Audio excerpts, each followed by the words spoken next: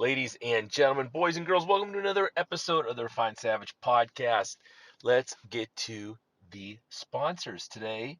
We have, as always, Viking Coffee. Viking Coffee, the best coffee around. Store-bought coffee is absolute garbage. Evan Armstrong up in Michigan now brewing his Viking coffee. My favorite being Old Man Strength, which is the brew from the show. I highly recommend it. Get yourself some and check out his other flavors while you're there. Check out the website, vikingcoffeeco.com, and use the code VikingCoffee10 at checkout. Cerberus. If you, I was just at a competition this weekend in Youngstown, Sean Shoemaker's battle in the Rust Belt. It was awesome, and you wouldn't believe the amount of people wearing Cerberus gear all over that place. Knee wraps and knee sleeves and stone shorts. What is that? What they called? Stone shorts? When the compression shorts that they wear for stones. I don't know. They looked cool. Everyone was wearing them. Stone sleeves and tacky and melon salts, the whole 9 yards. Anything you need for your strength journey, you know Cerberus has it. Give them a holler at cerberus-strength.us and use the code RefinedSavage10 at checkout. If you are outfitting any kind of gym, whether it is a home gym all the way up to a big commercial gym, Serious Steel has every piece of equipment you could need at lower prices and with better customer service than those big giant corporations. Check them out today. Anything you need from wraps and straps all the way up to equipment, racks, barbells, anything you could possibly use. Check out Serious Steel first. SeriousSteel.com. Use the code SAVAGE at checkout. Stay Classy Meats. If you're a meat eater, and I can't believe that we would have people listening to the show who aren't meat eaters, but, I'm sure there's maybe one or two out there. But anyhow, I'm a meat eater, and my favorite meat comes from Stay Classy Meats out of small batch farms in the Bozeman, Montana area. These animals are living their best lives, and they are being humanely treated, humanely processed, and shipped directly to you in nice refrigerated coolers that keep everything fresh and sealed and ready for you to dig in. Check them out. StayClassyMeats.com. Use the code SAVAGE at checkout for 10% off. Warrior CBD. CBD oil is all the rage nowadays, and there's a lot of junk products out there. Not Warrior CBD. Warrior CBD is the best that I've ever used. Um, it's great. They've got pain sticks and pain rubs and the drops and drops for animals and anything you could possibly need CBD oil for. Warrior CBD has it. Give them a holler at warriorcbdofficial.com. Use the code Warrior20 off at checkout. The Breath Belt. The Breath Belt is the best piece of equipment out there right now. If you saw me deadlifting the other day, I had a power belt over top of my Breath Belt and pulled a nice weight with it. It is super stable, super effective. You can use it as an underbelt. You can use it as your primary belt. You can use it for strongman. You can use it for mobility work. You can use it for running. There's a million different uses, and people are looking for new ways to use it every day. Check out thebreathbelt.com. Use the code SAVAGE. SAVAGE is all caps, SAVAGE20 at checkout. Muscle Egg, our newest sponsor. It sounds horrible. Listen, I understand that. The bottom line, though, is it tastes amazing. I have been giving it out free to people at the gym. They are impressed. They are all very skeptical when they first try it, but they all end up loving it. I haven't had anyone yet who didn't like it. So, natural protein drink made from egg whites, flavored and amazing.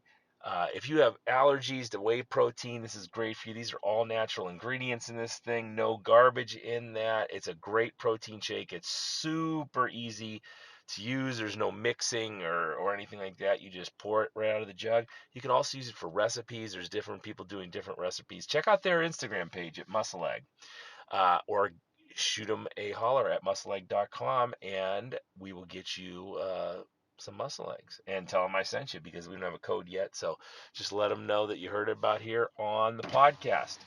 And finally, today, the online programming. If you need online programming for Highland Games, track and field, or just for fitness in general, check out our online programming. You can DM me on Instagram at The Refined Savage, and I'll answer any questions you might have. Best programming out there, I guarantee. All right, guys. Today on the show, one of my favorite humans on the planet, Crystal Johnson. Both Crystal and her husband Kibwe have been on the show several times, and I love both of them. Crystal is wonderfully amazing and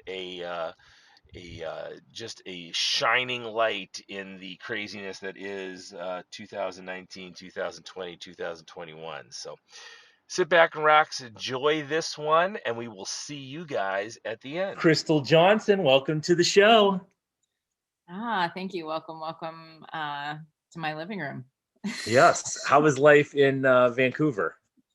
So we're actually on Vancouver Island, just across from Vancouver.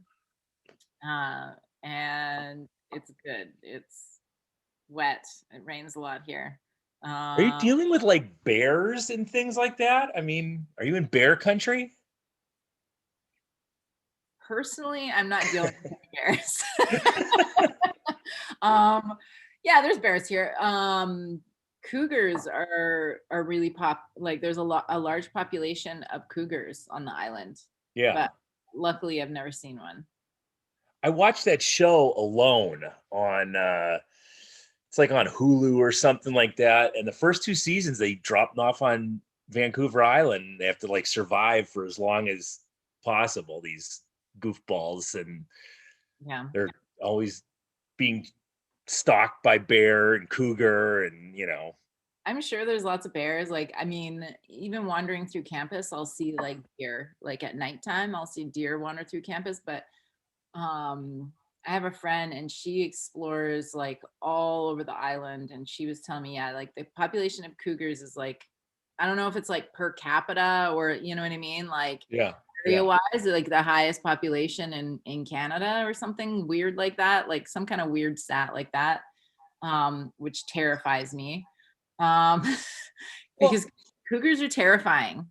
I mean, isn't it weird that we have basically lions just wandering around with us? Yeah. I mean, they're out there. Yeah, and I remember when we were living in Kamloops, I remember somebody was like, "Yeah, like if you're out in the forest, like a cougar's there." Yeah. If you're out there, like a cougar will see you. You'll never see it, but it'll see you. Yeah. Like that's enough to make me never want to go outside. Like, it's so beautiful, but like there's this low level anxiety, but yeah, I mean, it's like a rainforest. It's like a big rainforest, and I mean, an island in the middle of the ocean. It's warmer here than I have a friend in North Carolina, and she'll post on Instagram the temperature stamp on her pics. Yeah. And like it's warmer here than it is in North Carolina, like regularly. Yeah. It rarely gets below 0. It snowed twice this year, and it's just it's bizarre. You go, there's incredible beaches, and then you've got like the mountains. It's unbelievably beautiful. Yeah, that was the one spot I never got to go as an Island Games guy. I got invited up there and just I'd already retired, and I was like, I wish I would have went though, because everyone loved it up there.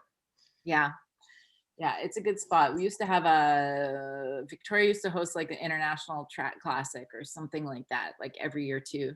But I remember Island Games. I thought about, somebody invited me and they were like, "You should come compete at this," and I never did come out, but it's lovely. Yeah. It's just it's overcast a lot in the winter. And in the sunshine for sure. You get that it's like here in Ohio, it's where it's not so much the snow and the cold, it's the gray, just constantly gray, no sunlight, and you're just dealing with that all around. No vitamin D, nothing. Well, and like it's not like there's mountains and ocean there. Right. I'm like Ohio is like, at least there's like mountain and ocean. Like I can get to the ocean in like 10 minutes. Right? Yeah. I can go smell the sea air and in like 10 minutes. And I was just at your soon to be new home, and you can get to the lake in like 10 minutes. Yeah, it's true. Wait till you see it. Has Kibwe showed you like any pictures of Geneva on the lake or anything? No, not It's really. crazy. It's like an old, I don't know what it's like in the summer, but I drove through it when Hayden was up there throwing, and it's like this old, like it looks like it's out of like the 40s, like the boardwalk at like Coney Island or something. You know, they got all these Yeah, like gitchy little like tourist traps and bars, and it's crazy looking. I've never been there in the summer, so I'm curious. it should be interesting for you. How are you doing being on two different sides of the planet right now? I don't enjoy it. Yeah. I I don't don't. think Giveaway does either, talking to him. Yeah, it's just it's like I think about like a year ago. I just had my birthday, and a year ago on my birthday, we were at. I don't know if we went to Beach House with you guys. I don't think we did. It's like our kind of our favorite restaurant out on the water near us. And a year ago on my birthday, we were at Beach House, like eating. Like I remember, like we'd get kind of the same food pretty regularly, and it was like just warm. And the kid, my daughter was sick, and I'm Uh-huh. pretty sure she had COVID. Yeah, yeah, Like I'm pretty sure she had COVID then because um they both were, and then so was I, like right around this same time last year. yeah. And and a year later I'm single parenting on Vancouver Island Right. in British Columbia in like this totally different life. Like it's fucking bizarre. Like Yeah. fucking bizarre. And in between that wasn't like one move. Like in between that was like all of this shit that I'm just like, it really like kind of boggles my mind.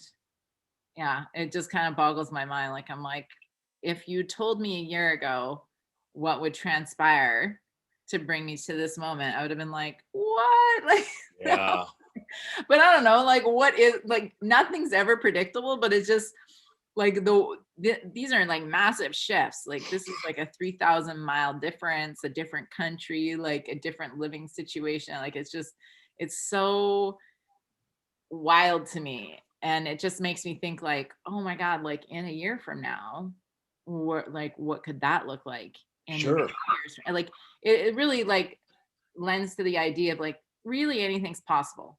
Hmm. Because when you have to, you have to. Like when you have to do certain things, like you just figure it out and you fucking do it, right? Like Yeah. it's and it's kind of like interesting to like then like while like thinking forward, like it gives me like a lot of like self-efficacy. Like I already Hmm. had like a lot of self-efficacy. Like Hmm. I can do hard things. Like I know that. Like when you train hard for a long time, it's like Yeah. like you just have a capacity that is there. You can And suffer more than other people can. yeah, and you can like you have this high level of like self-efficacy. Somebody's like, oh yeah, that's says something's hard. It's like, I think I could do it. Like I'm Yeah. pretty sure I could. And now like that's even expanded more because I'm like, like remember that time I did all of that shit in the however long. Yeah. Like I could pretty much do anything, even living without Kibwe here. Like that is like this big expansion piece where I'm like, whoa, like okay, like I'm learning how to do life a little like a lot differently right now. Yeah. And you know, when Aaron and I Aaron and I started our relationship being apart uh for, gosh, I think it was like the first 2 years, and you learn how to be efficient on your own, and it makes it better when you do come back together because you've done all these things by yourself, and you know you're two accomplished human beings instead of depending on each other, and you kind of look at ways that you depend on each other, and maybe I can do this on my own. And it's just so much better when you want to be with someone and don't need to be with someone.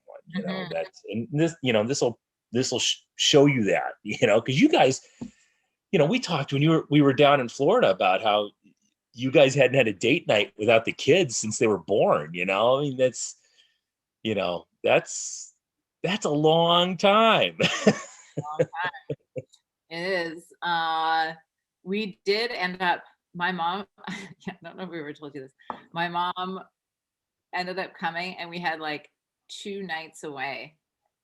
we went 10 minutes down the road to an Airbnb. Perfect. It was perfect. But yeah, it's like few and far between.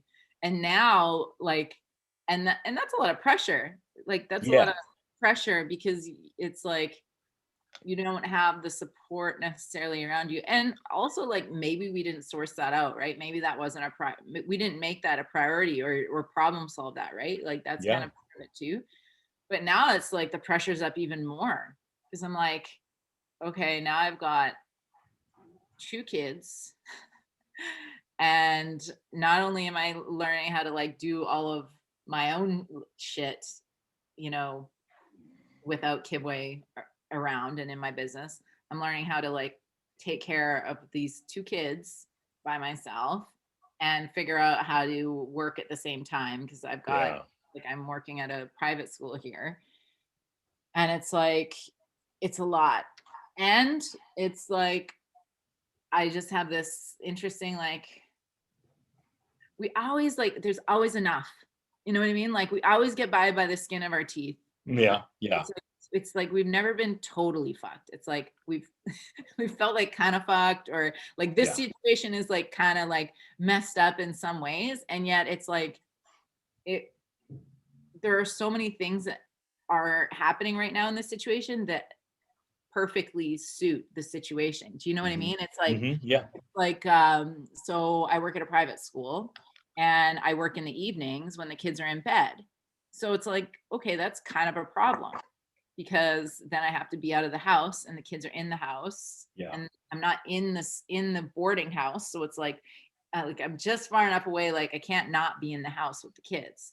yeah. And so it's like this interesting thing, but it's like the there's also like these gap students over from Germany taking a gap year and helping out at the school and they come over and watch my kids when I go over there and it's like Uh, so it's like as much as like stuff is hard and it's like challenging it's like I'm in the perfect situation to meet those challenges like yeah, regularly and so it's not comfortable I don't like it per se but it's just kind of interesting like if I can like look at it from that lens it's like oh, but like, look at all the support I do have. And look how like this worked out perfectly so that I'm yeah. supported here. And look at how like how um like if I wasn't in this situation during you know, with everything that's going on in the world right now, like I would be in a like much I would have way worse problems, you know. So it's just kind of it's just interesting to like notice like yeah, stuff's hard and also look how beautifully that worked out,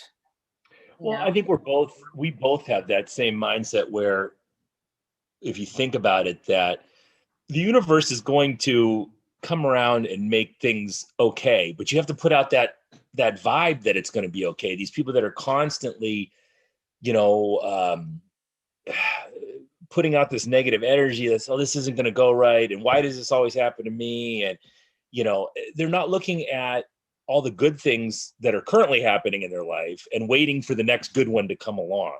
Mhm. To go back to when Aaron and I were dating, we got married and she got a job in Cleveland. So we weren't living together when we were married. So for like a week, we were married. She was still in Columbus. I was in Vermilion, and all of a sudden, boom, she gets a job and it's in Cleveland. And that's kind of the way our life has worked out the whole time we're together. It's like it doesn't look like it's going to happen. It doesn't look like it's going to happen. It doesn't look like it's going to happen. Boom, it happens. Yeah. Right when you need it to. So we kind of just, we're looking at she applies for jobs now with the VA because we're looking at moving ourselves down to Tennessee in a couple of years, but we're not even worried about it because we know that we'll keep putting out that vibe, and then when it needs to happen, it'll be there for us. So, but I think more people need to just have that. Just relax, take a deep breath. Don't get ahead of yourself. Don't put out that energy that it's never going to happen for you, because then you're going to miss the good stuff that is happening. Yeah.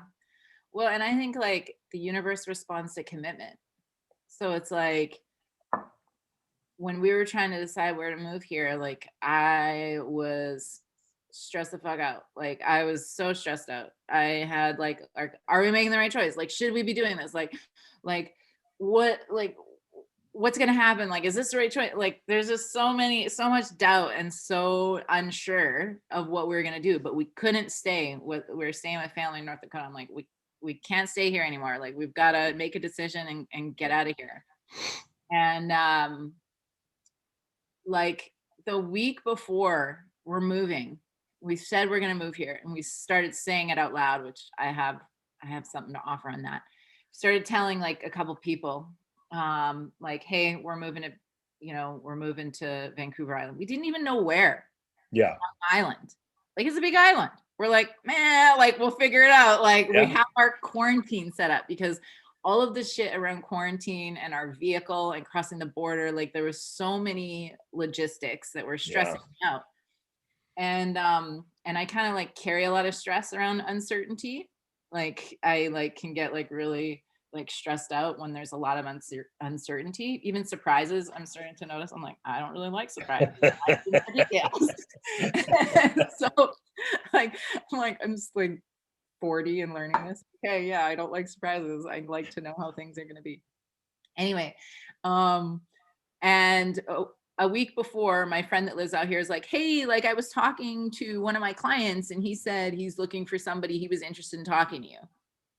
So all we've got set up is quarantine, and our U-Haul is booked. Mm-hmm. And I talked to this guy, and he's like, works at this private school. And he's like, hey, I'm looking for an assistant house director, like, wants to interview me. Interview goes great. And they're like trying to decide what they're going to do, because they had a few other people that they were going to offer the position to. And like,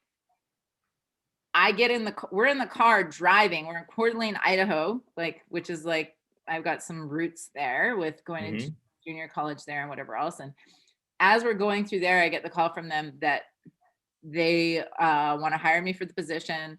Our housing is included. The girls can go to school here, and our meals will be included as well. And I'm like, not bad.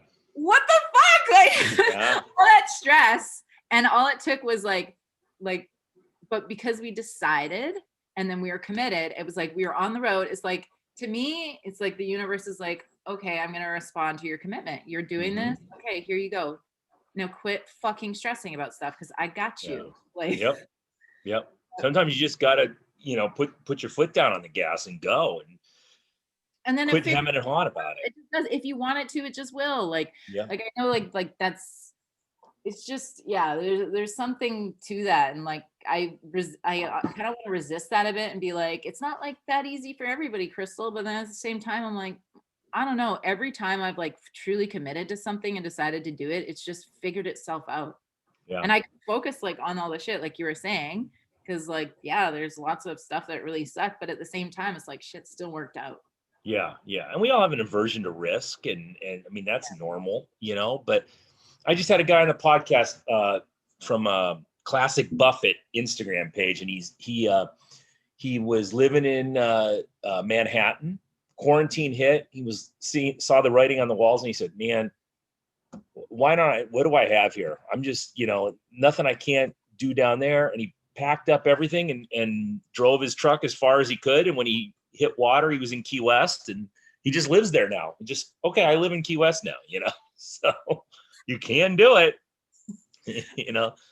That's the dream, right? That's so awesome. Picture a houseplant in his passenger seat. Right. Yeah.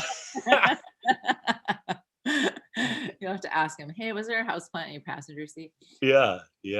But I mean, that we can all do that stuff. You're not locked into some place just because that's where you currently live, or because it's a pain in the ass.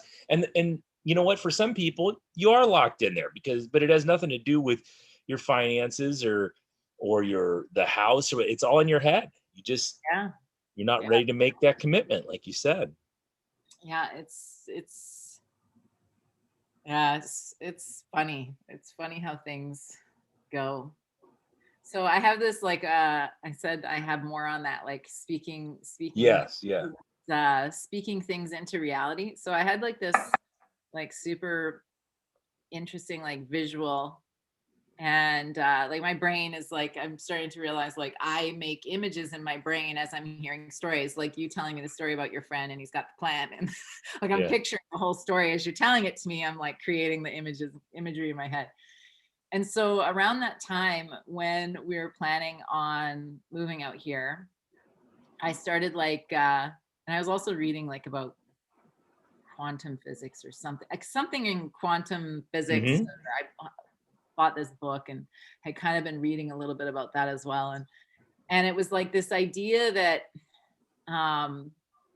like I kept seeing in my mind like that time is a spindle, Uh-huh. and like and that we're kind of passing through the spindle. Like it doesn't move. It's just we're just passing through the spindle. Mm-hmm.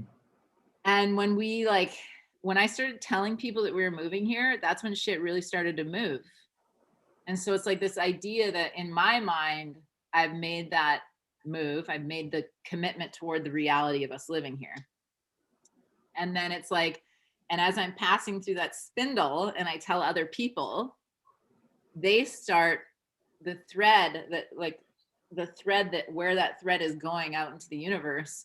It's like now they're also threading together with that reality Yeah. and bringing it into be as well. So it's like, so then I tell a friend and now they're picturing me here. And then I'm telling another friend Yeah. and they're picturing me here. And then we've got the U-Haul people and they know the truck's going there. And it's like, and then all of those threads then create like a cord that is like essentially anchoring you to that, to bring that reality into this Yeah. moment. Yeah.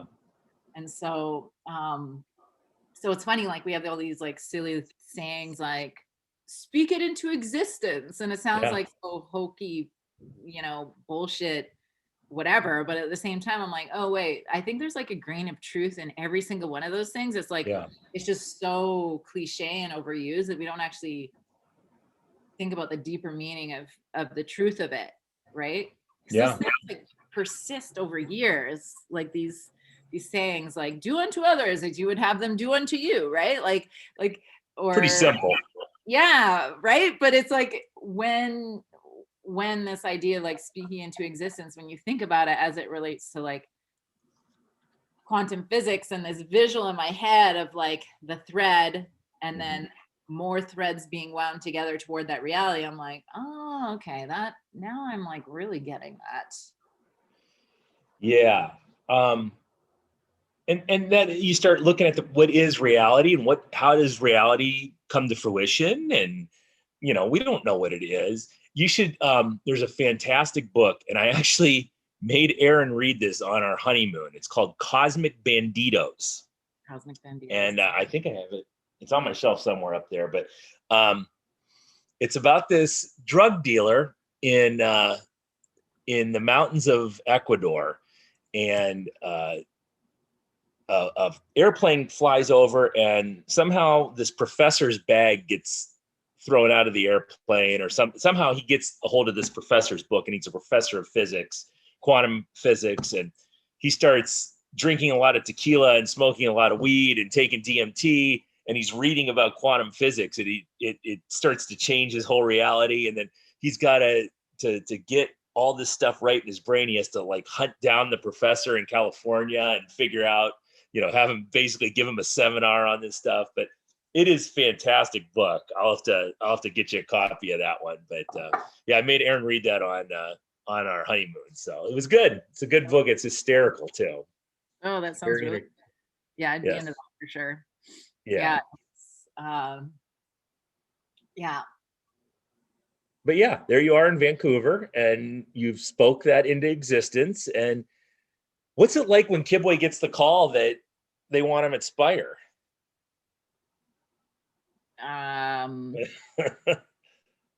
It's, let me think. I want to use the right word here. Irony. Mm-hmm. Yeah, irony. Essentially, it's, yeah, again, timing, right? Like, why do things happen the way they happen? So beginning of December, I had an appointment with immigration, and I purposely missed it to reschedule it. Well, if I'd gone in December for my interview, it'd be done. I could immigrate. I'd be done. Yeah. And I didn't because we were living here. Right. And like there was all kinds of like things going on as far as like, well, if you go to Montreal, then you're gonna have to quarantine when you come back, even though it's the same country. And like there was all kinds of weird stuff. And I'm like, you know what? Like we're living here. Like I'll put it off and I'll reschedule it. And then we'll have a better idea what's happening. Mm-hmm. So I put it off, and then literally like 2 or 3 weeks later, like he gets the offer. Yeah. And I'm like, okay, well, cool.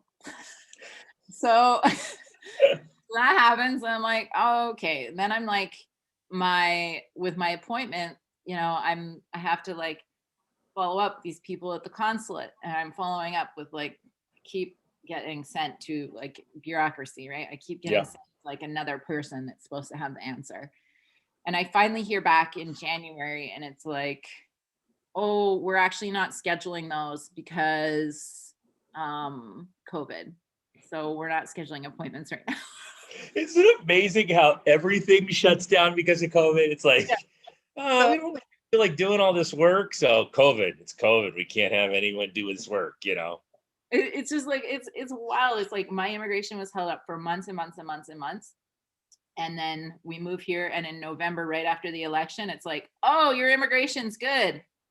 Okay, here's your appointment date. Then I took the appointment date because I needed to like give myself some time there, and the timing wasn't going to work out. And then it's like, oh, hey, Kib, you get this job in the States, and also we're not going to reschedule your interview because, you know, COVID's ramped up now, and we've got to make sure like that we don't schedule anything. And so I'm like, okay, well, cool. I'm just going to trust that whatever is happening is supposed to happen this way and not be stressed about it. But I actually heard from them, and they scheduled my interview for the end of this month. So it's scheduled. It's just funny the timing of how things unfold. Yeah. Well, what are you looking at? You guys looking at June coming out here, or somewhere around that? Yeah. So the kids are in school till June, and then I think like once I do my interview, I'll have a really good idea of how long I'll have to immigrate. Essentially, they give you a window. So I'm guessing it will likely be like a 6-month window. Yeah. And then anytime within that window, I'm legally, providing they allow me to, providing I'm, you know, immigration material, then I'll be able to immigrate at any point during that window. Well, we'll keep our fingers crossed for you. We're taking care of him here as best as possible. And I can just tell by the messages I'm getting, he's just bored, you know, just bored and missing you guys. And we had him, he came over to dinner, I don't know, it was maybe like 3 weeks ago. And he misses you guys. Yeah. Rough. Yeah, I imagine.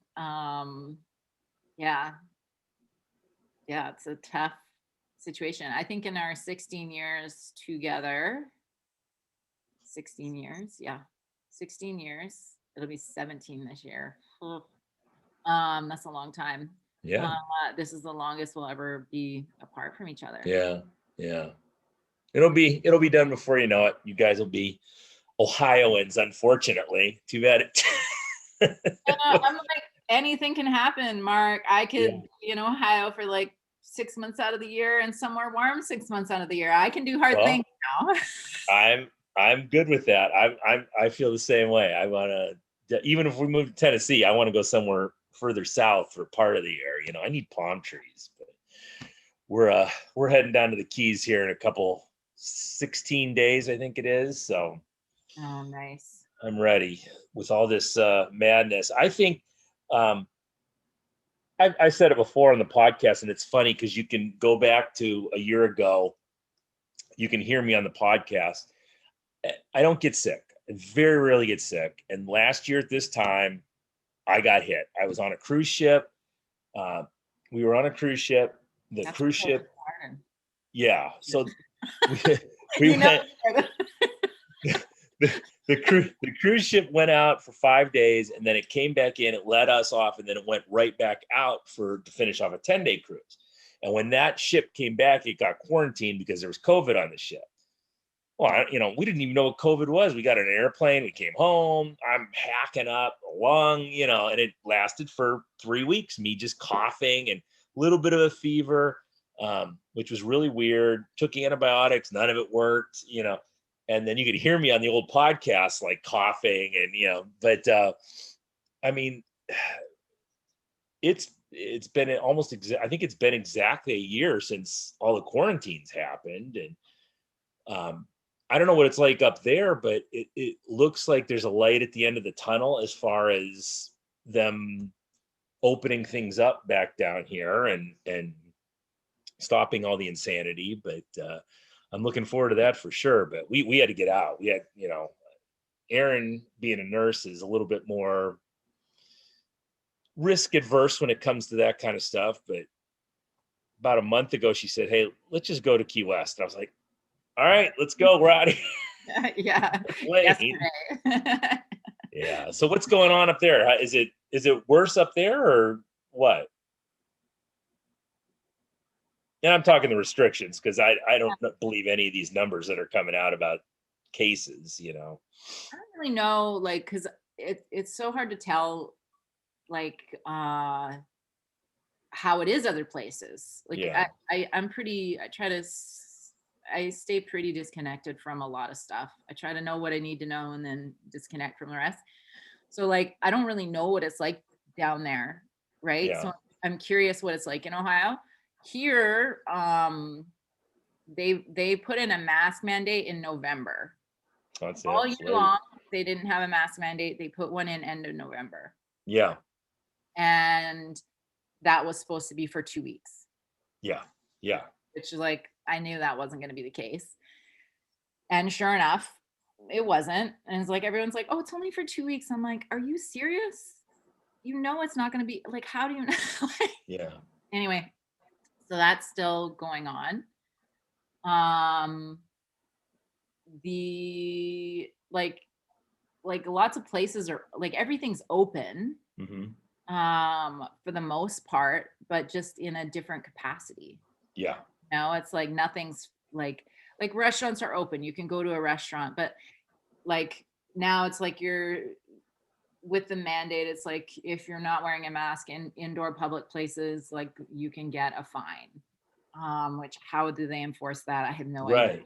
And then and then as far as like, I mean, I don't go anywhere. I try not to go anywhere. I just don't really want to be around people at all. Yeah. It's like turned me into a bit of a hermit. Or I've turned into a hermit. It exposed people for what they are. There is a lot of people out there who are just sheep, for lack of a better terms. They'll just do anything the government tells them. All you have to do is scare them just a little bit, and they just panic and just, you have to follow the science. You have to follow the science. You have to do what they tell you. It's interesting. Like I was thinking about that because I had a conversation yesterday, and it was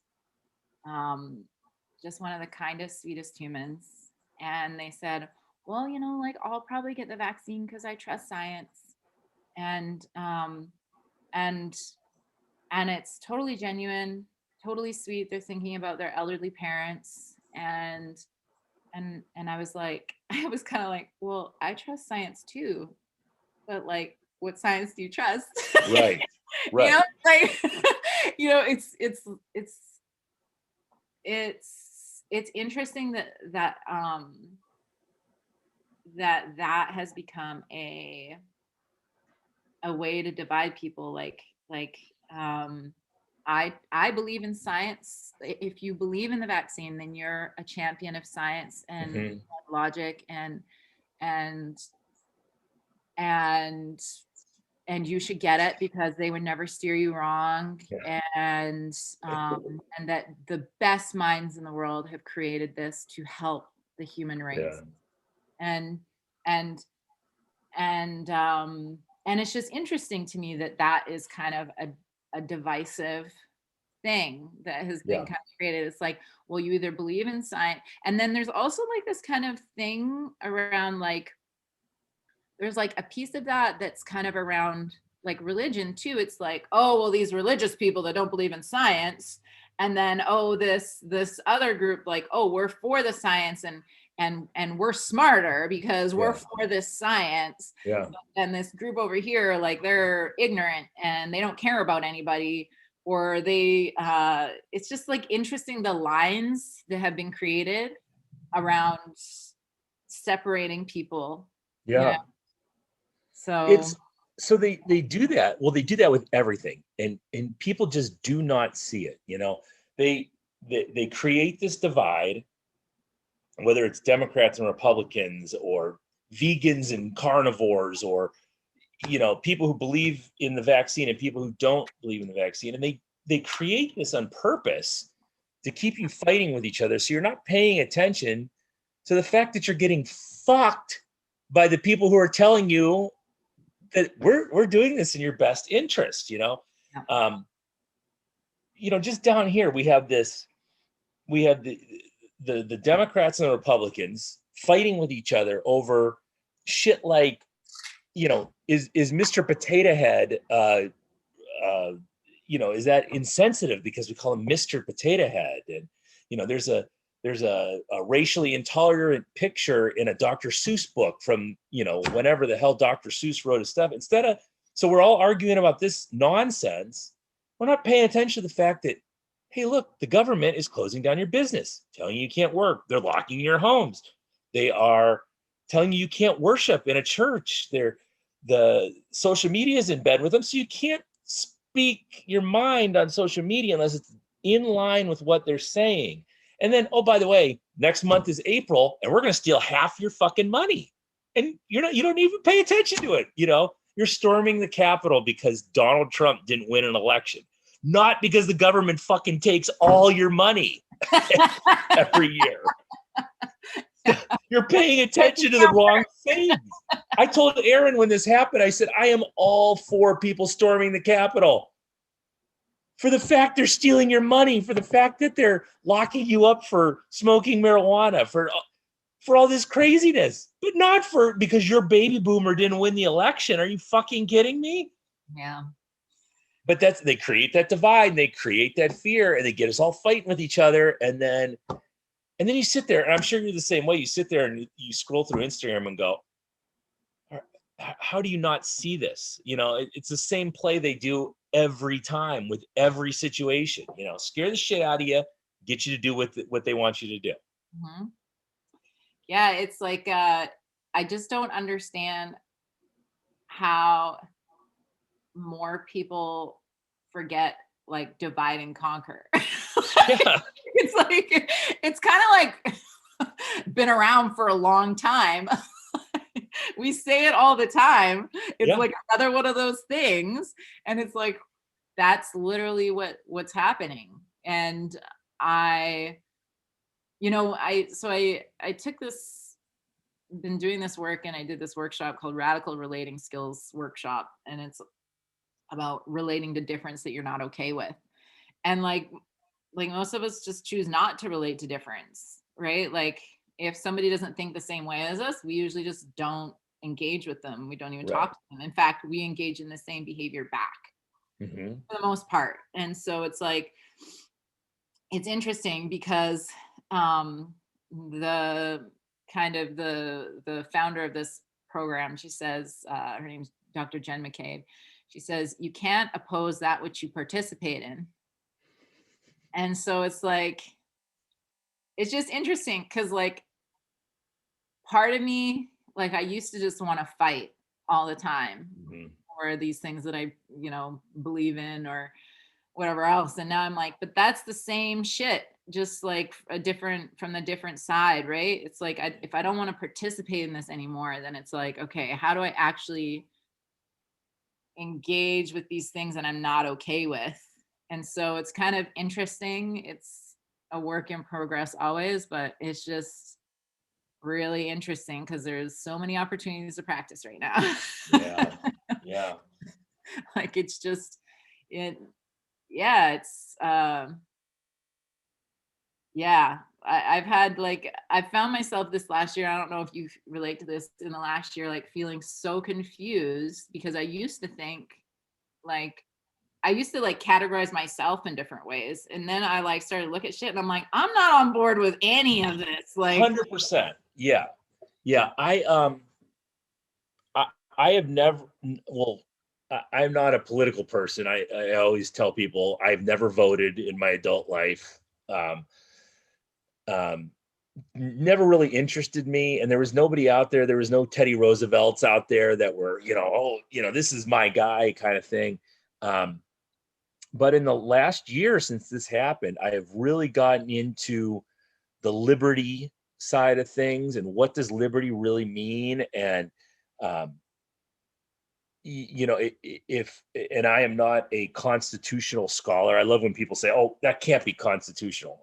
I have no fucking idea. I hadn't read the Constitution, but um, you start to think about things like government and what do we really need from government? Do we want them constantly with their fingers in everything we do? For my money, they should uh, make sure we're not being invaded by foreign powers. And I don't know how much else I need from them, and or how much more we can take care of. I live in a community here in this little condo complex, and if we need the streets taken care of, why can't we as a community come together and say, oh, we're going to pay for to have our street redone, And you look at these police departments, killing people, and I'm a former corrections officer, so I spent 19 years with a badge on, but I got to think that if you took these cops and took them out of the hands of politicians and city governments and maybe privatize them, and you'd get a better product out of it. You get better training, and you get more sensitive officers who are also going to be backed by their departments because they know that they've put the money and the training into these guys. And maybe that becomes a job where you actually get people who are highly qualified people who want to do that job, because now we're going to pay these guys a lot of money and we're going to train them and we're going to support them, instead of saying, okay, well, Minneapolis, you can have 50 officers, hire them as quickly as you can and get them out there on the streets, and well, we'll kind of not pay attention if they've got some kind of mental problems going on, or if they're, flying Confederate flags in their basements or whatever. But, I think government just makes everything worse. And when you look at this past year with COVID, I think you and I are in agreement that really, if you're a healthy individual and you take care of yourself moderately well, you're probably going to be fine. So the disease itself was nowhere near as detrimental to us as a civilization as our government's intervention and handling of the disease, which was way overblown and just did so much damage to so many people in so many different ways that we can't even calculate it. I mean, what damage did we do to kids that are 4, 5, 6 years old and are being forced to wear masks now for the last year? yeah. Or the ones that are home with abusive parents because their schools. Yes. Or Yeah. don't have meals at home. And so they're not getting their meals at school. Like, Yeah. what about those ones? Yeah. Like, Yeah. I have a friend that works in a shelter in Florida, like a women's shelter, and she's like, this has been catastrophic for the Yeah. families that she sees. And so it's like this idea that that wearing a mask shows that you care more, Yeah. right? Because there's so much shame around that, and I see it in Canada, like as much as like I'm sure it's in the States as well, but like I see it in Canada. The thing moving back to Canada I noticed the most is like supremacy culture is alive and well. It exists in the States for sure. It exists in the States and is exacerbated around race in a big way. But supremacy culture exists here in ways that I had no concept of really understanding before. But that idea that I'm better than you Mm-hmm. for whatever reason Right. is like when you think about it, this is a colony. We're like we come from a queen. Like Yeah. nothing is more supremacy based than Yeah. that. And so it's like when I look at this last year, and it's like, well, we're doing this because we care about people. We're not going out because we care about people, and using that as like a defense around it is like so fucked to me, because it's like, okay, well, what about the people that are killing themselves because they're fucking lonely?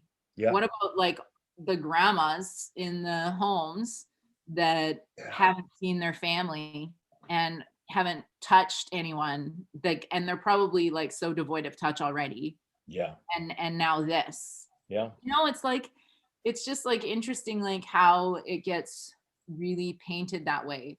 And it's like domestic violence is like way higher, suicide Mhm. rates way higher, depression way higher, like all of this shit Yeah. is and it's like, oh well, we're doing it because we care about people, we're trying to protect you and keep you safe. It's like, if this is really about health, why the fuck are people like so why is the discussion about treating after the fact? Why aren't we actually focusing on health? Why aren't we talking, why aren't we educating around getting people to move more, getting them proper education, getting them real food that isn't Yeah. fucking patented and made by some asshole that's going to make $1 billion, a few And billion dollars they off of shut down the gyms. So they shut down all the gyms. They told you not to go outside, so you can't get vitamin D. They told you that all these places are closed. All these beautiful restaurants that'll fix you a healthy meal are closed. But hey, the McDonald's line is around the block. Dunkin' Donuts line is around the block, yeah, and everyone's okay with that. liquor stores open, but your therapist isn't. Right. Your Or AA how meetings about AA meetings? Yeah. AA meetings are shut down, Yeah. but the liquor store's open. Yeah. Yeah, and I'm pretty sure the guy slinging the fucking opioids is fucking open too. But your Narcotics Anonymous meetings, they're not good. They're not open. Yep. And also you can't see anyone. So it's like I've got this couple in Saskatchewan that are within my Prove It business. They're amazing people. And they were telling me about like Saskatchewan has had hardly anything, right? Like Canada, we're so not populated, right? And so it's like in Saskatchewan they had hardly any cases, and like even like hardly any deaths at all, and everything shut down, and they had like something like 5 overdoses within a few days. Like it just doesn't. Yeah, and I don't know, like, it's like, why doesn't anybody care about that?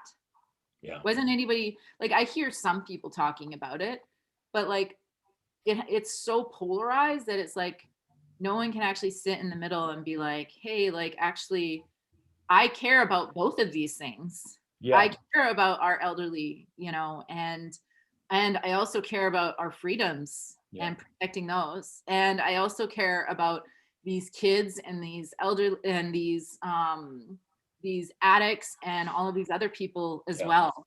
And this is not the solution that serves all those people. Yeah. And the thing of it is everyone always says, "Oh, no one saw this coming. This was unprecedented." I was literally reading a book before I got on that cruise ship from Dan Carlin. It's called The End is Always Near. And he was talking about this, how we're so overdue for one of these. And I had heard people talk about this all the time. There's books and movies, but no one was paying attention. So we have these government officials in power, and they're worried about these stupid things that they're fighting over, and their main job as the government is to keep us safe in a realistic way. How about making sure we have our own personal protective gear made in this country, and our own medications made in this country. So we're not buying from the Chinese every time this happens. Or, how about,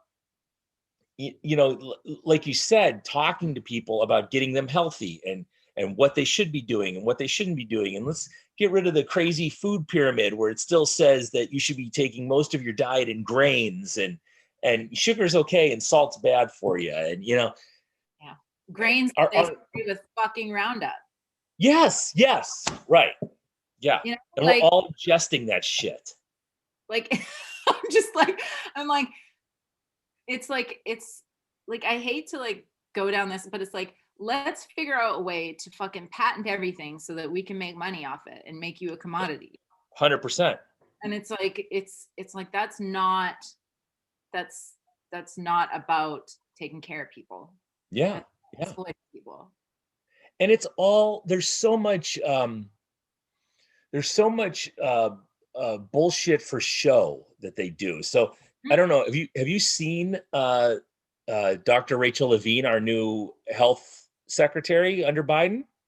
No. Forget about the fact that she's a trans woman. I could care less about that. Yeah. She's got 4 fucking chins, and she's our health secretary. She's gigantic. Yeah. And she's the one who's going to save us. Yeah. Look up the health secretary for Quebec. I've seen her. Dr. Sean Baker posted a picture of her. Oh, like you do you, but like I think like if we're gonna inform people on their health, we need to have like a grasp on what that actually means. Like what health actually is. Like, how are you defining health? Because that's not how I define health. Well, and that's an argument right there in itself.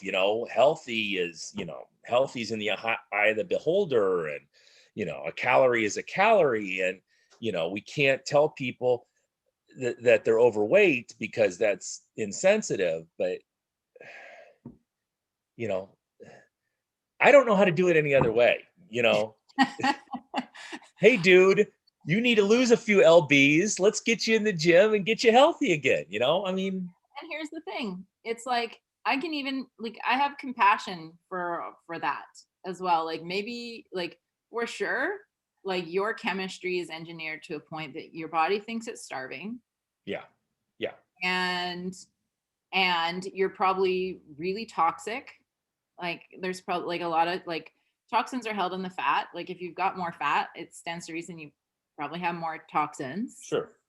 And it's like, yeah, I can have compassion for that. And also I don't want you making policy based on health when it looks like you're not a healthy individual. And right. Now it's not like a few pounds, like on with some of them, right? Yeah. Like some of them, it's like even it's yeah, that is absolutely concerning. Like I remember seeing this thing, it was like all these health secretaries, and one of the women it was a woman, I think, and she looked like a ghost. Like, I think that's the woman from California. Yeah, I think that's the one. It was terrifying. It was terrifying. Like the thing is like we've like, I feel like we've been raised to not listen to our intuition. Mm-hmm. Right? We've been disconnected from it like at an early age, and we've been raised to question what our knowing is. Yep. Every time you were told to hug that person you didn't want to hug, every time you were told you were fine when you fucking weren't, like all of those things, like those are just tiny ways. Yeah. Those are just tiny ways that we're meant to bypass our intuition.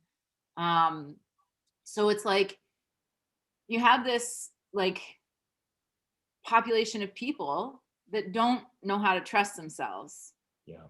And then it's like when you hear a politician speak, you can't tell that he's a lying prick because you don't know, you have no way to interpret that signal that lands in your body. Yeah. Of I can't trust that person. You know what I mean? And so it's like we see like the biggest problem like I have with politicians on all everywhere. Not, this isn't a Democrat, Republican thing. Politicians, none of them are speaking truth. Like, I don't Right. feel truth from anyone. I don't feel, and that may look like anger, that may look like passion, that may look like joy. What I see is a measured response that is trying to include as many people as possible without actually speaking from any kind of place of truth and knowing in that person. And so it's like, I just can't, that's not who I want leading. Right. Like, if you need people leading that will speak the fucking truth about things and stand up for what's right to them, and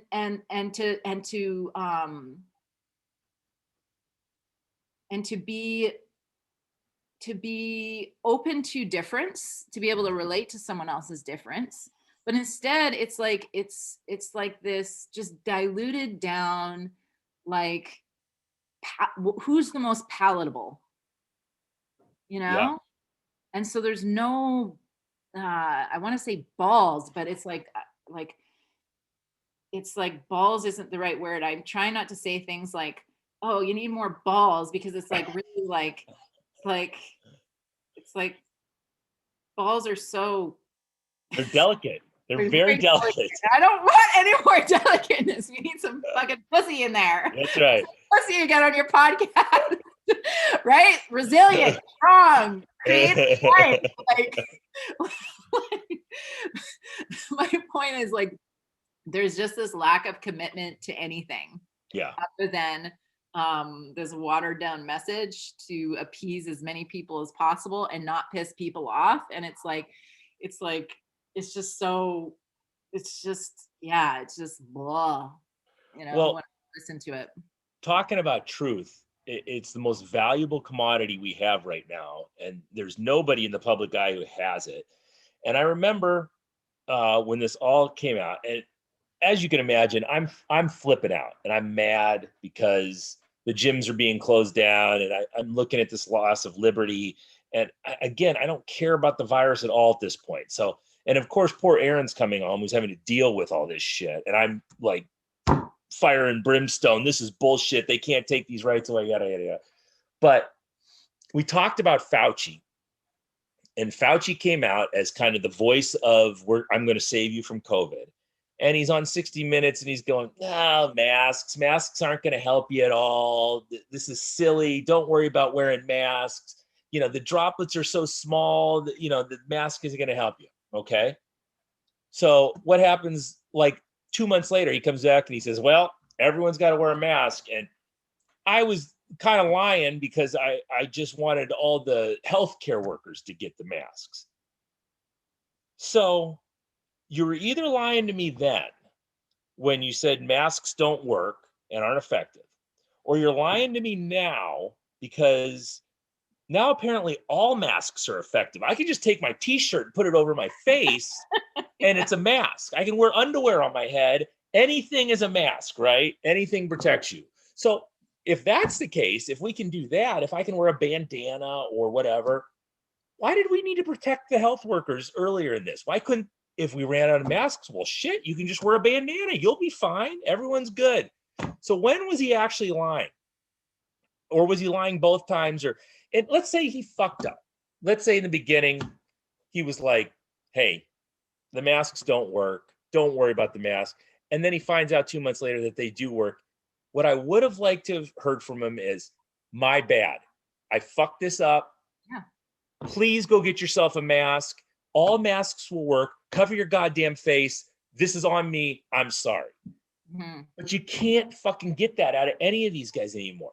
No one's allowed to change their position on anything because you'll become a flip-flopper or, you know, I just want to be told the goddamn truth. And I told Aaron when this happened, I said, if they're lying, if they're wrong about this, if they're telling us to do something for some weird reason that doesn't have anything related to do with keeping people alive, I will never trust another goddamn thing that comes out of this government ever again. And that's where I'm at right now. Everything they say to me from both sides of the aisle, I look at and go, nah, I ain't buying that shit, you know, because it doesn't make any sense to me anymore. Because if one thing's a lie, they're all lying, you know. Yep.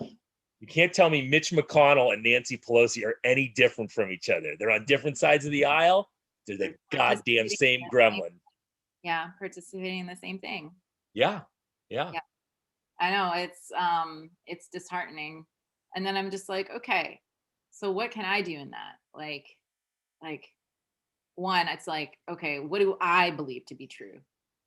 So then I'm like, okay, let's not worry about what they're saying anymore. Yeah. Like just what's true for me, what's right for me, right? So sovereignty. Okay, what's right for me? Like checking in. Like what do I feel is right? And getting real clear on that and why Yeah. I'm like real clear on it and why I'm doing it. And then like it's got to like then start with communities. Like what community am I in? And like what like in the States, like I think you've got like it's more bottom up. And so I think there's like some real beauty in that.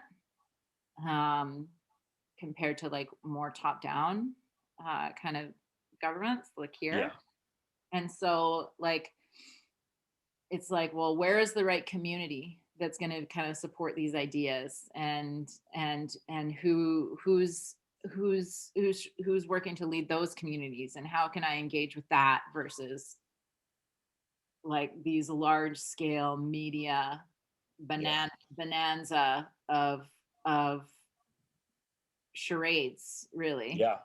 You know, it's well, and your circle of people and my circle of people, you know, because we know each other, you know, those two circles come together. And we've had Derek Woodsky on the podcast and Jim Wendler on the podcast, and they are all very in line with the way we think. So then our circles touch, and those circles get bigger and bigger and bigger. And I think people just need to realize that there's more people out there who are thinking intelligently and thinking logically and just thinking in general about these things than what you see on Instagram, you know, or Fox News or any of this stuff. Yeah. And I think like there's absolute power in knowing that, because some of my darkest moments over the last year is just feeling like I'm completely alone in how I feel, right? Like there have been moments where it's like I'm talking to people like I know, like I know these people and they're just like, what? Like totally.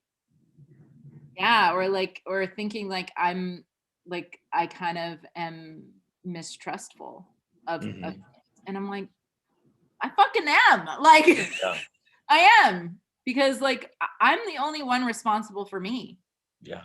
You know, at the end of the day, I'm the only one responsible for me. And yeah, I'm going to be suspicious of someone that's telling me my fucking immune system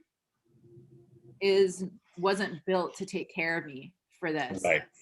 And like, I get not everybody, like lots of people have, you know, complications and an overburden of things on their immune system that if this hits them, it could be life ending. Yeah. One, that I don't feel that way personally, and I'm not going to give up my right to choose. Like I don't want to, like, it's so interesting to me. You have people that are so for pro-choice when it comes to body, and yet not when it comes to things like vaccination. Yeah. And I'm like, are you not seeing the carryover of this? Like, are you not seeing they support pro-life. They're pro-life. And they don't want to take a vaccination because it has fetal embryo, like fetal material from aborted babies. Right. So it's like, oh God, like there's so much conflicting sides here. And I just keep coming back to like, okay, sovereignty. Yes. Sovereignty. You do you, I do me. You do you, I do me. And I'm open to hear from you. Yes. I'm open to hear what you have.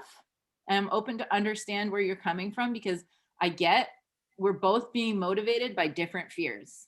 Mm-hmm. Like, you're afraid that you're going to die if you don't get the vaccination. I'm afraid it's going to alter my DNA and, among other things. Yeah. if I do get it, I don't want to take that chance. Like, I don't. So Erin has some friends that she's known since elementary school, and they're very nice people. They don't think like I do at all, as far as any of this. So she's on the phone with them the other night, and she's got it on speakerphone, and I'm cooking dinner, and you can hear them talking about the vaccine and how they're all excited for the vaccine. They can't wait to take it. And then they start talking about people who don't want to take the vaccine and how stupid they are, and who the fuck wouldn't want to take this. And I'm just sitting there cooking, and Erin is like, fuck, like, and I would have been fine with her not saying a word, just let them be them, and they're not hurting me at all. But they get done with their whole diatribe, and Erin goes, well, Mark's not going to take the vaccine. And they all just, you could hear the brakes screech, like, oh shit, and then one girl said, well, why isn't he going to take the vaccine? And she said, well, he's very healthy, and he thinks that his immune system is going to be fine with this, whether he gets it or not, he'll be fine. And it was like, it never even crossed their minds that there were people out there. I mean, I'm no rocket scientist, but I'm not a mouth breather. I'm not the dumbest guy on the planet. I do a lot of research on this stuff and health in general, and it never crossed their mind that there could be an intelligent person out there who wouldn't voluntarily go and take the vaccine. And Erin took it for work. That was her choice. And I said, I don't begrudge anyone for taking it, and I don't begrudge anyone for not taking it. I think with the amount of knowledge we have and how new that all of this is, from the disease to the vaccine, I think it's a crapshoot either way. I think you could be doing yourself a disservice by getting it. That's kind of the way I feel, but maybe I'm totally wrong, and I'm going to get super sick here in a couple months, but I don't care if you take the vaccine or not, that's not my business. Yeah, exactly. Yeah. Stay in your fucking lane. Right. And Erin has her opinion. I always tell people she's kind of slow playing me. She's like, well, do you think you should get the vaccine? What do you think? And she's kind of slow playing me, but she never puts any kind of pressure on me that I think she feels the same way. She made her choice, but she's not positive one way or another, So have you heard of ivermectin? Mm-mm. Do yourself a favor and Google that. There was this, I saw this thing, it got taken down. And it was by this very more than qualified doctor. Okay. And I'm looking it up right now as we're talking. Go ahead. Yeah, they were using ivermectin successfully, very successfully, to treat COVID. Presented at a Senate hearing. It was removed from YouTube. And they're I'll send you a couple blogs about it, but it's just really interesting to me. I remember seeing this, it just kind of came across my feed, and I was like, oh, what's this? And I'm listening to it, and he's talking about all the studies that they've been doing, because while the drug companies are rushing to make some kind of drug that they can patent and sell for billions of dollars, him and his team and a bunch of doctors are doing research on drugs that already exist that could treat this. Yeah. Which, why wouldn't you do that? Well, because most of the patents are probably up and you can't make any more money off of them. Right.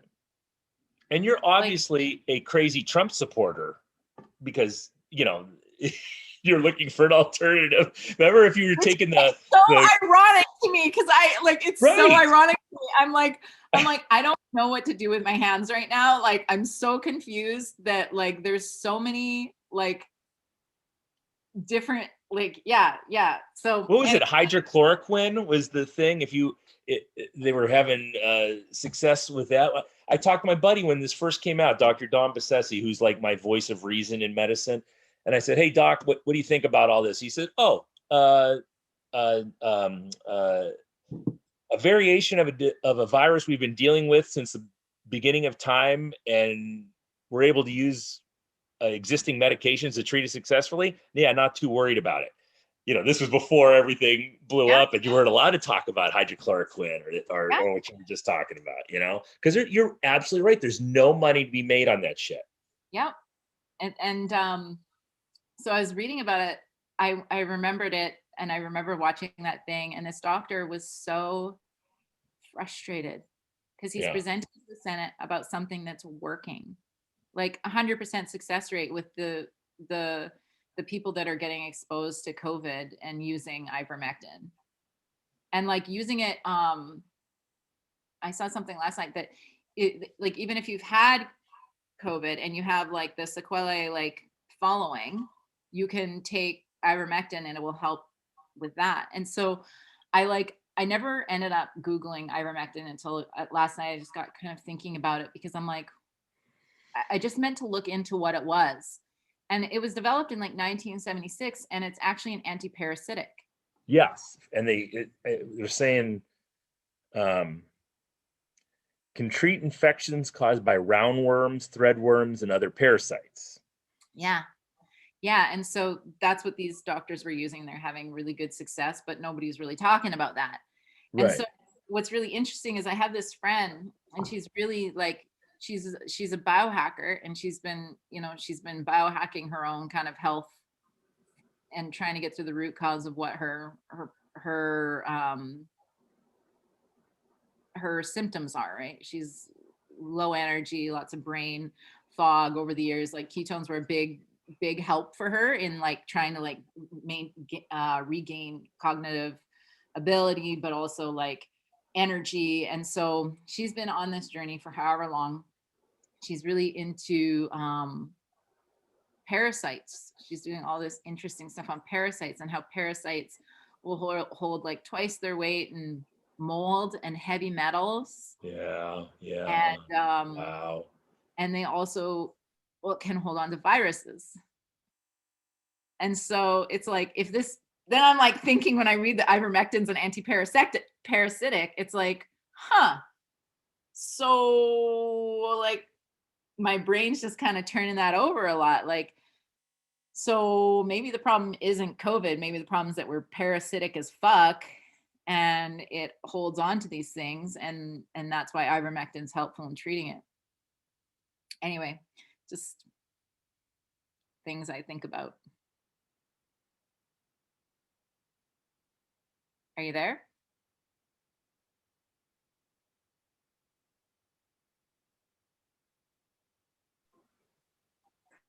Are you there? Oh. There you are. I'm like, how long have I been talking?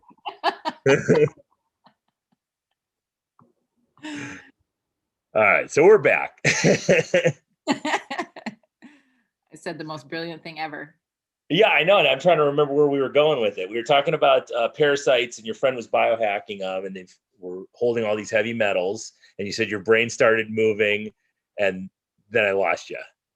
Yeah. So, okay. So you did miss the good part. So, so the parasites can hold on to mold, heavy metals, and viruses. And so it got me thinking, like, how much of the problem is COVID, or how much of the problem is actually you're parasitic as fuck. Yeah. And that's actually the problem. And so it's interesting that an anti-parasitic is like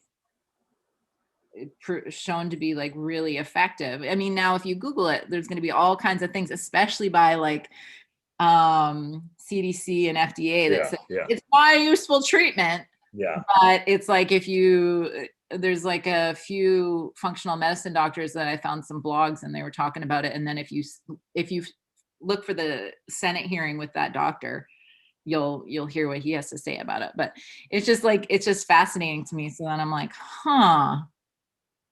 Um, in Mexico, they parasite cleanse twice a year, no matter what. Right. Well, yeah. I mean, it's not, how could it be a bad thing for you, you know? Just, you know, little things like that, like talking about your friend biohacking. I wish more people were as interested in their own health. You know, I mean, if more people were just interested in their own health. And look, I get up every morning, I'm doing my meditation, I'm doing my yoga, I'm working out twice a day, I'm doing jujitsu, I'm sitting in the sauna, I'm taking all these pills, I'm eating right. You don't have to do all that shit. Just stop eating McDonald's and go for a walk every day. You know, I mean, let's start really small. And Yeah. how much more better shape would we be in right now if it wasn't for this, you know? Yeah. I like I'm thinking of responsibility. And the problem is like the whole medical kind of the culture around it is built on not taking responsibility. It's like if you Right. had to actually take responsibility, like it's one thing to be like, oh well, my genetics determine this, and I got cancer now. Yeah. Yeah. That's what my Probably not. that's what my it's genetic.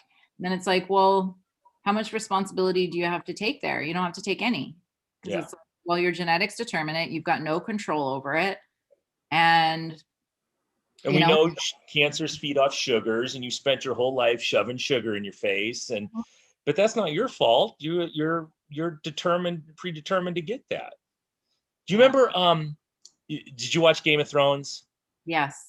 Remember Mance Rayder, who was the king beyond the wall, and he was up there living away from all the other kings and governments. He made the best quote, and I love it. He said, "All I've ever asked was for the ability to make my own mistakes.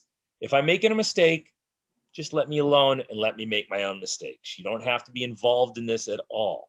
And like you said, your health is your responsibility. We have to get that into people's heads.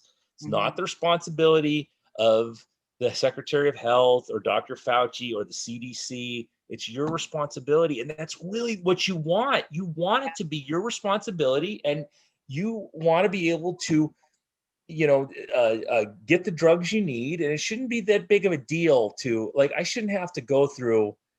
I had to get a new CPAP the other day. I was diagnosed with sleep apnea in 2007, and the amount of hurdles and doctors I had to see and tests I had to take to get a replacement CPAP was out of this world. You know, I can't even imagine if someone had to go through and get, like, some kind of cancer drug or something, or that we know works. Why is it such a big deal? Because everyone has to put their fingers in there and make some money off you every time something happens, and it's all about the money everywhere you look. Mhm. That's why we're in such horrible position health wise, Well, and then if you want to go to like someone like a functional MD who's like actually like really knowledgeable about this stuff, it's like rarely covered by insurance. Right, yeah, Like what like what do you like where does the money go if it doesn't go towards actual health? yeah, Like where like it's just yeah, it's really annoying. yeah. It's really annoying. I don't know how we get out of this. I don't see a politician ever saying, oh, and I'm already wrong because they're doing it in Florida and Texas, but I think it's going to be very hard for these politicians to give that power back and say, okay, go back to concerts, go back to football games, go ahead and take the masks off. I think it's up to us as people to just start doing it. We've never required masks at my gym. I'm never going to. I don't believe in them. I don't believe they make you healthier. I think they make you less healthy. Um, and I've gone into a few stores where they haven't made you wear one, and I keep forgetting masks when I go into stores now. So but I think that's what we need to do. We need to just take back these liberties, because no one's ever going to give them back to you voluntarily once they have that power. Yeah, 100%. Disobedience Yes. is necessary. Yeah. Anarchy. I'm all for it. Well, and like I'm kind of the mind that when it comes to masks, what's true for me, and also, you know, I know there's like a lot of people that are like, they'll claim medical exemption, right? They claim it because they don't know how else to flex their will in Right. that scenario. And the thing is it probably is affecting your health. Mm-hmm. You know, like I know for me, it was like this, like I was kind of like thinking about it from an out, right? And I kind of like approached vaccinations in a similar way, like, oh well, my out is this, right? Mm-hmm. But if I really look deeper, like I'm fucking kidding myself, right? Like I'm kidding myself, like that I'm like feeling like I'm kind of like, you know, like trying to get an out, but at the end of the day, that's just the truth for me. Yeah. If I really want to get into it, you can't tell me that. And I think about this for men, and you know, I would be interested in your opinion on this, or your experience with this, is like how like dehumanizing are masks, but how like emasculating are they? Like I gotta Yeah. believe that there's no way there isn't a mental health component taking place there. It's a like to me it feels like this is very extreme. It feels like a castration or a raping. Yeah. And now that is like that is I like want to walk back on that because I'm like No, that's really strong. But like what I mean is that's I not to get take it. away from anyone that's ever had that kind of transgression against their sovereignty, right? Because that's like such blatant, awful abuse. But it's like in this vein of like for me it's not right. It's Mhm. not right. It creates so much mental anguish and anxiety for me if I really want to think about it and dive deep into it. Like this isn't as simple as just putting on a mask and being okay with it. Like when I think about masks and what this whole year has been about is I imagine a future, and yeah, like whether this is accurate or not, whether it's, you know, blown out of proportion or not, whether I'm catastrophizing it or not, you know, or perseverating too much, like whatever. The point is like I imagine a future where I'm going to be discriminated and separated from my family and seen as a negligent parent Yeah. and and when I look out there and I see all these other people talking about like comparing it to like the years of misinformation before the Holocaust in Yeah. order to like to condition people to be okay Mhm. with what comes next, like then it's like this goes deeper than just following the rules to me. Yeah. Like it goes deeper, and that's where this piece of like liberty and sovereignty comes in. And I feel like it's really hard for me because I fear judgment big time.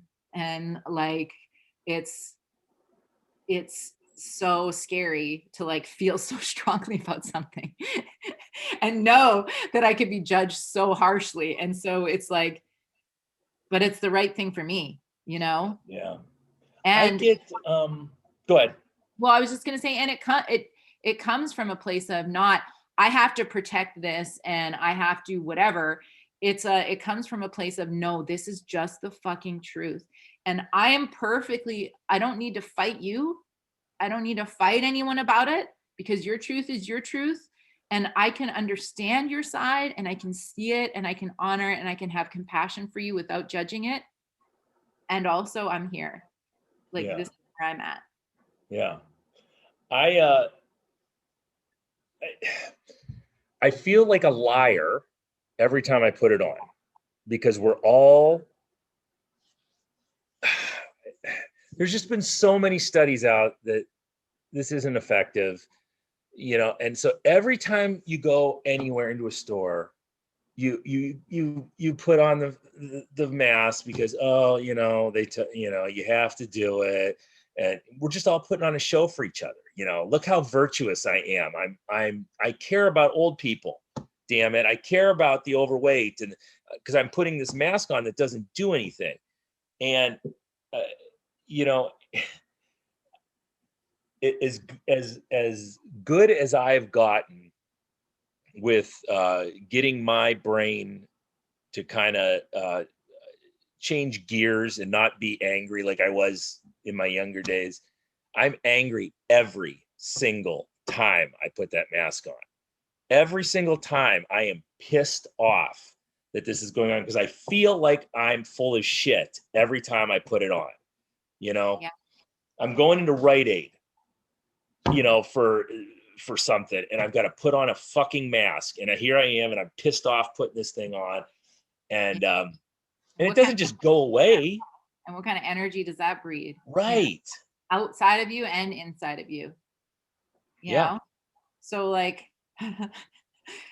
I just don't go out very often, but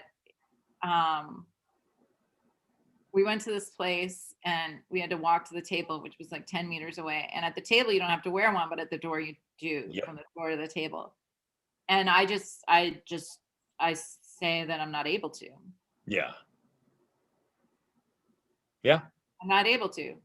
Like, it absolutely affects my mental health. There's no question in that you are angry every time you put it on. Like that, it's affecting your mental health. Yeah. There's no fucking way that it's not. Like, I had a day where like got this email about masking and whatever else, and it was like it ruined my day. Like, I spent all day like going like just so fearful, and then I was like, I can't live like this. Yeah. Like, I can't live like this. And I had to like really like think about what was true for me, and realizing like, no, this like is impacting me so heavily. And then part of me judges myself because it's like, we don't take mental health seriously, and mental health is for the weak, you know, like, or being, you know, having anxiety and this stuff is for the weak minded, and this kind of stigma around that shit. And then I'm like, you know what, like, it's just, that's not going to work for me anymore. It's not going to add to my peace, my peace in my experience. So like at Christmas time, like going to stores, I would speak to people before I went. Hey, am I going to be able to shop here if I'm not wearing a mask? Because I'm not going to wear one. Yeah. I have a medical exemption, and I won't be shopping here. I can't Right. can't do it. Is that going to be a problem? And Yeah, I call it out. And it's interesting because it gave me all of these really interesting opportunities to connect with people in a really like true way. And it was like, I know places that I'll go do business with because of it. Yeah. Oh. And I know places that like, it's just an interesting time to like, to be in that position and saying all this stuff and wondering who's gonna listen to this podcast. Yeah, right. got me like, oh God, like, am I about to get hate mail? And then at the same time, I'm like, you know, I'm like, really, it's an exercise in practicing, like just really practicing what I preach and what I want to be in the world I want to create. So it's very brave. It's very brave to do it, because you're going to get judged. I have it a little bit easier because I look like a psychopath. So I don't get people saying a bunch of shit to me when I do it, but it is important. And you're right. It is a mental health thing.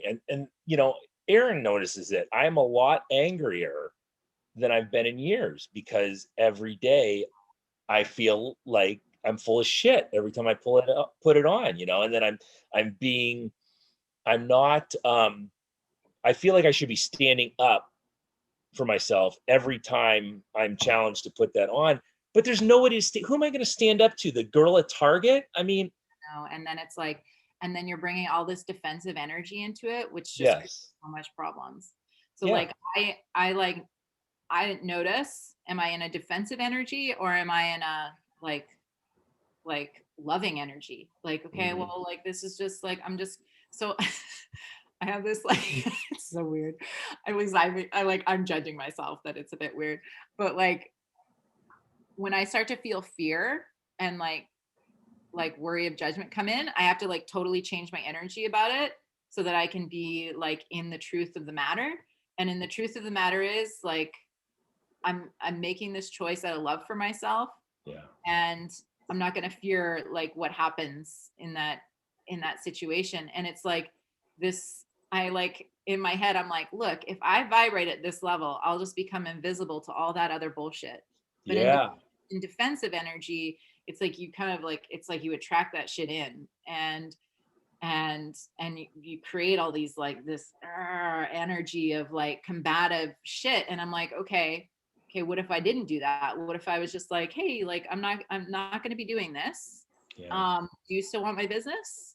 And and then and then proceeding whichever way, not being hurt if it's a no, not being, like if it's a no, great, I understand where you're at and that Yeah. works for me actually, then I don't need to do business here. I don't have to Yeah. give you my business. I can go here. It's not easy. Like it's I don't go out because of it, and I'm very like choosy, but and it takes like a lot of like time for me to like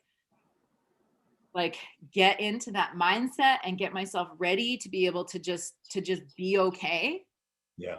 with my decision and be okay with whatever the consequences are of that, you know, and Yeah. and decide whether it's worth it. And at the end of the day, it's fucking worth it to me. Like Yes. it's just worth it to me. And Yeah. so every time I come back around to that, I'm like, okay. And like it's like interesting. I was shopping over the break and it was like I had this guy come up to me with his dad and they were like, hey. And I was like, hi. And like I'm like in my nervous energy and I'm like, okay, like no, love, love, love. Yeah. and and they're like, so do you ever get in trouble for not wearing your mask? And they were Yeah. like, and then it was like this moment and I was like, well, like I'm not, I can't do it. Like it negatively impacts my health. And like I get like people don't talk about mental health. They haven't talked about how all of this shit affects themselves. People aren't talking about how masks affect them because everyone just thinks they should suck it up and be Yeah. okay with it and do what the Yep. rules say. And at the same time, it's like, but should you? And why don't you matter? And why doesn't how you feel about this matters? Like that doesn't mean I want to kill old people. I don't want to kill old people. And I don't think I'm a risk to do that. And Right. I have family in town that I haven't seen because one of them has cancer, Yeah. and I haven't seen them because that's a risk that they're not willing to take. And I absolutely respect that. Yeah. Absolutely respect it. And I get to make my own choices. Like, I don't know. It's Well, and where are the men? Because I've heard stories like yours before, and they're all women. All the women are talking about, yes, I do this and I go into the stores without a mask on, and it's super brave. Where are the men? Why are we not? There's nobody, there's no masculine figures out there who are doing the same thing. They're all virtue signaling or they're it just seems like I keep hearing these stories from women that they're kind of taking the reins back, and it's embarrassing. There's none of us out there that are where are the politicians saying, I'm not going to do this? And they might be saying that, but they're all wearing the fucking masks while they're doing it. I mean, where are they? They're not out there. It's driving me nuts. yeah, it's like it's kind of interesting. Like I sent you that post about Yeah. the masculine and the feminine and it's kind of interesting because it's like for instance, if you were to go in and not wear a mask, it's like I feel like how men are taught to deal with that sort of situation is to be defensive, is to fight. Like it's not an option to be that way in a really loving way, Right. right? Right. Like if you went into Rite Aid and you were like, actually, you know what, I this negatively impacts my health, I'm not able to wear one, may I still do business here or no? Like Yeah. what would happen, like instead of like kind of the default is no, I'm not wearing Yeah. one. Right. And it's like this like, and then that's threatening for whomever, because people feel threatened by that kind Yeah. of energy. They just do. And so that's probably why it's been turned down so much Yeah. culturally. The times I've been, I really, to be honest with you, the stores I've gone into, they really don't question me, but I kind of have that in my back pocket where Yeah. I was just going to say, it doesn't work for me. If you need me to leave, I will, but Yeah. no one's ever really said anything to me. So Yeah. Well, and it's like, and then it's kind of like this energy of like you're not my enemy. right. In Well, like I fact, said, who am I going to do? Get into a fight with the girl at Target? I mean, that yeah, doesn't do it. That poor girl doesn't need me yelling at her. yeah. Well, exactly. And then it's like you're this asshole anti-masker or something, Yes, right? right. Like Trump COVIDian. Trump supporter. You're all Trump supporters. And a Trump supporter, yeah. Right. Um, and so it's like kind of interesting to me because it's like where do the possibilities lie when it's like you're you're doing it out of love for yourself and your truth and your what you know to be true for you, and then it's like part of that is it's a love for your liberty and freedom, Yes. and that extends to everyone. Yeah. And so it's like in that sense it's like, the girl at Target, like in that sense it's an act for her as well, you Yeah. know and so it's like, and they don't maybe understand that, and they don't necessarily see it that way and might see it as a threat, but the second it's met with that kind of energy, it's like it's just it changes the conversation, because the intention isn't I'm going to do what I want to do and fuck you. The intention is this is what I have to do, and it's for me and it's for you. Yeah. And join me. Join me. Come with me on this. And like, and then it's like that's how you can build bridges versus walls, right? And so I don't know if that's the right choice. Sometimes I'm like, maybe I'm wrong, and at the same time I'm like, but right now this is the truth for me. So Well, I think you hit the nail on the head, and I am excited to have another liberty-loving human coming to this country and being so close to us. oh my God, it's so funny. The things that I used to think were so unsafe about the States all of a sudden make me feel safer. Well, we can get it back. We just need to red pill more and more people and get them thinking about their liberties and their freedoms instead of and maybe doing a burpee once in a while instead of The funny thing is I used to like be like, man, like before COVID, I was like, man, like America is unsafe. All these guns, like people are crazy about guns here. And then like however many months in, I'm like, why don't I own any guns? It's like Look, come come so on over. We'll show you the guns. We'll make sure you're stocked up. it's just so funny, like how really the way that we look at situations is like so determines like what makes us feel safe or not. Yeah, yeah, You know, it's like that Maslow's hierarchy of needs, like safety is like number one, and like how we like that's the one that gets fucked with the most. yep. And to tell you what, with the gun thing, it's not to protect yourself from the guy breaking into your house. It's to protect you from the government breaking into your house. That's what I mean. Like when I'm thinking about like the constitutional right of it, I'm Yep. like, oh, okay. Because I would be pretty much fucked right now Yep.